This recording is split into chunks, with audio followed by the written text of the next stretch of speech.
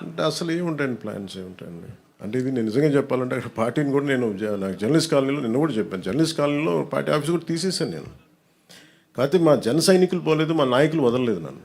వాళ్ళు ఏదో ఒకటి చెప్పని అంటే సార్ వాళ్ళకు చాలా మంది అడుగుతూ ఉన్నారు. నేను చెప్పాను, నాకు మీరు చేసుకుంటే వెళ్ళమని చెప్పాను. అది ఆర్గానిక్గా ఎదుగుండేదేమో. నేను అసలు ఎలాగైనా పోటీ చేస్తాను. ఈరోజు మీరు చెప్పండి, కొత్తగా నేనేం పోటీ చేయకపోవడాలు ఏం లేదు, మా వాళ్ళు చేస్తూనే ఉన్నారు.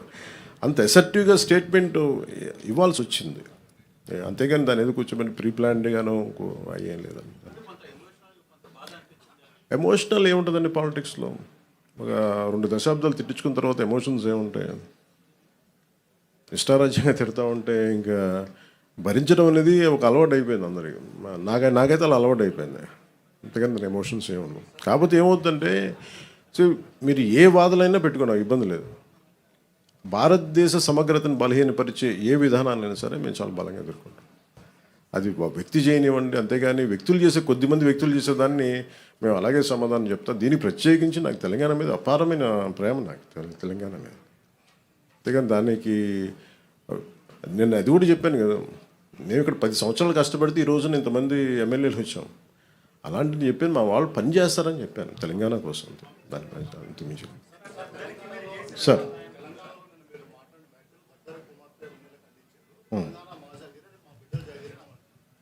ఏదండి? అది ఎవరికి మాట్లాడాను? అది తెలంగాణ ప్రజలను ఉద్దేశించి కాదు కదా. తెలంగాణ 100% భూమిపుత్రులు జాగిరే కదా, దాన్ని ఎవడు కాదన్నారు. నేను అది కాదన్నా, నన్ను అడుగు పెట్టనివ్వనన్నారు. తెలంగాణ భారతదేశంలో అంతర్భాగం కదా. నువ్వు రాకూడదు, ఇక్కడ హాస్పిటల్ ఆపరేషన్ చేయించుకుంటూ ఒక్కళ్ళు మాట్లాడచ్చు, 10 మంది మాట్లాడచ్చు. కానీ గద్దర్ గారు ఎప్పుడు ఇలా మాట్లాడలేదు. మా అజయ్ కుమార్ గద్దర్ గారి శిష్యులే కదా. ఆయన ఉస్మానియాలో చదువుకున్న వ్యక్తే కదా, రాడికల్ మూమెంట్స్లో తిరిగిన వ్యక్తే కదా ఆయన.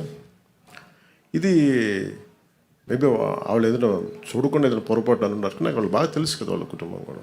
అది సరిగ్గా అర్థం చేసుకుని లేకుండా మాట్లాడుతుండొచ్చు, అంతకుమించి ఇంకేమన్నా. వాళ్ళంటే నాకు అందరికీ చాలా ఇష్టం. నాకు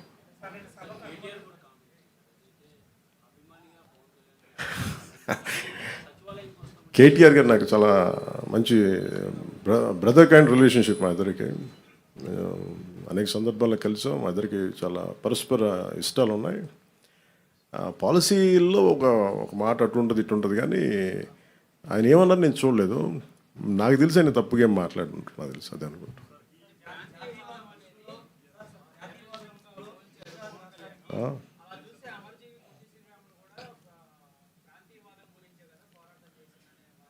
అంటే మనం ప్రత్యేక రాష్ట్రం కోరుకోవటం వేరు, ప్రత్యేక రాష్ట్రం కోరుకోవటం వేరు. ఇప్పుడు అమర్జీ పొట్టి శ్రీరాములు గారు ప్రత్యేక రాష్ట్రం కోరుకున్నారు, తెలుగు ప్రజలు కావచ్చు, ఆంధ్ర ప్రాంత ప్రజలు కావచ్చు. దాన్ని ఆయన త్యాగం చేశారు అంతే. ఆయన కూర్చోబెట్టి గొడవ పెట్టలేదు. తెలుగు వాళ్ళందరికీ రాష్ట్రం కావాలని కోరుకోవటం వేరు, కానీ ఎక్కడ మిగతా వాళ్ళు రాకూడదు, అసలు అలాంటి దూషణ ఎక్కడ చేయలేదు. ఇది నేను అంటుంది ఏంటంటే, ఇట్స్ నాట్ అబౌట్ ఒక తెలంగాణ గురించో ఒక ఆంధ్ర గురించో కాదు.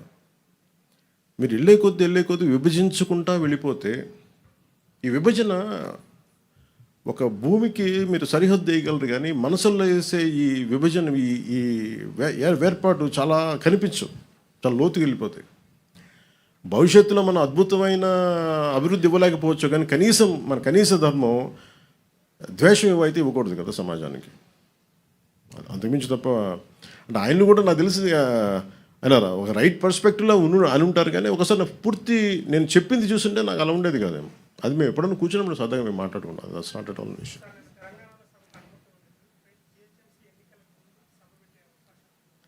ఎంతకాలం ఆపుతారు సార్ ఎక్కడైనా సరే? ఇప్పుడు ఇలా అయితే మీరు నాకు తెలిసి తెలంగాణ అంతా కూర్చోబెట్టి, తెలంగాణ నిజంగా చెప్పాలంటే తెలంగాణ పోరాట స్ఫూర్తి చాలా ఎక్కువ. ఇప్పుడు నేను కూర్చోబెట్టి ఇక్కడున్న మా నాయకులు ఎవరు పోటీ చేయట్లేదు కదా, ఇక్కడున్న ఆంధ్ర నాయకులు ఎవరు ఎక్కడ వెళ్ళట్లేదు. అక్కడ కూర్చున్నది పూర్తి తెలంగాణ బోర్న్ అండ్ బ్రాట్, అది పూర్తి నేలబిడ్డలు, అక్కడ భూమిపుత్రులు. వాళ్ళు పోటీ చేస్తారంటే ఆపేది ఎవరండి? వాళ్ళు సభ పెట్టుకుంటారంటే ఆపేది ఎవరు? ఎంతకాలం ఆపగలరు? ఇజ్ ఇట్ యాంటీ కాన్స్టిట్యూషనల్ కదా. ఈవెన్ తెలంగాణ పోలీసు కూడా అదే చెప్తారు కదా, ఒకరోజు ఆపగలరు, 2 రోజులు ఆపగలరు, కానీ అలా తెలుసు ఎక్కడ ఆప్ చేయలేదు, జరగదు కూడా.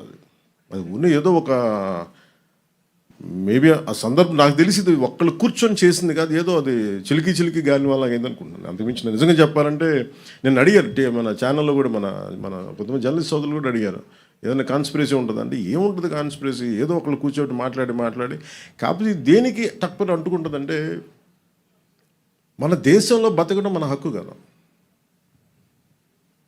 మన హక్కుని ఇప్పుడు నేను కూర్చోబెట్టి ఈరోజు ఆర్టికల్ 370 రద్దంటే నువ్వు కూర్చోబెట్టి కాశ్మీరీ పండితులు మీరు ఇక్కడి నుంచి వెళ్ళిపోండి అంటే అవన్నీ ఎటు తిరిగినాయి, ఎటు వచ్చినాయి? అలాంటి కొద్దిమంది మాట్లాడటం దేశానికి శ్రేయస్కరం కాదు. నాకేదో జరుగుద్దని కాదు, నాకేం జరుగుద్ది? నాకు దాని గురించి అసలు ఇబ్బంది లేదు. ద్వేషం ఒక విద్వేషాలకి ద్వేషాలకే ఒక ముగింపు పలకాలనే కదండి. విద్యార్థులు ఏం ద్వేషం ఉంటుంది, యువతులు ఏం ద్వేషం ఉంటుంది. ఇప్పుడు ఇందాక కలిసినప్పుడు వాళ్ళు కూర్చోబెట్టి ఇద్దరు భార్యాభర్తలు ఇద్దరు, ఒకళ్ళు నల్గొండ నుంచి, ఇంకొకళ్ళు ఇక్కడే మన గుంటూరు నుంచి. సంబంధ బాంధవ్యాలు ఉంటాయి, వ్యాపారాలు. నేను అది కూడా చెప్పాను. ఆంధ్రాకి వచ్చి ఎంతమంది 2014 నుంచి 24 దాకా, ఇప్పుడు నాకు తెలియదు కానీ నా కాంట్రాక్ట్స్ నేను చూడను కానీ 14 నుంచి 24 దాకా ఎంతమంది తెలంగాణ కాంట్రాక్టర్స్ ఇక్కడ కాంట్రాక్టులు తీసుకున్నారు? అలాగే తెలంగాణలో ఎంతమంది ఆంధ్ర కాంట్రాక్టర్స్ అక్కడ కాంట్రాక్టులు చేశారు? నేనేమంటున్నానంటే ఇవన్నీ మీరు జరుగుతున్నప్పుడు ప్రజల మధ్య ద్వేషం దేనికని అవి తీసుకురాకుండా అంత ఒక కైండ్ ఆఫ్ రిక్వెస్ట్ అది. సార్ నాకు నిజంగా తెలియదు సార్. ప్రాబ్లం నేను నిజంగా చెప్తాను కదా, నాకు మా వాళ్ళు పోరు పెడితే తెలియను సార్. నేను మా వాళ్ళు 12 సంవత్సరాల నుంచి అడుగుతున్నారు. నాకు తెలుసు వెళ్తే ఏదో ఒకటి అంటారు, మళ్ళీ నాకు ఎందుకులే అని చెప్పి నాకు 12 సంవత్సరాలు వెయిట్ చేసిన తర్వాత పుష్కర కాలం తర్వాత అంత ద్వేషం ఉండదని అనుకున్నాను. మా వాళ్ళని అడిగితే ప్రేమగా వెళ్ళాను. దానికి నాకు నిజంగా సభకి అనుమతి ఇచ్చుంటే చాలా ఈజీగా చిన్నగా అయిపోయేదేమో, నాకు అదే అనిపిస్తుంది.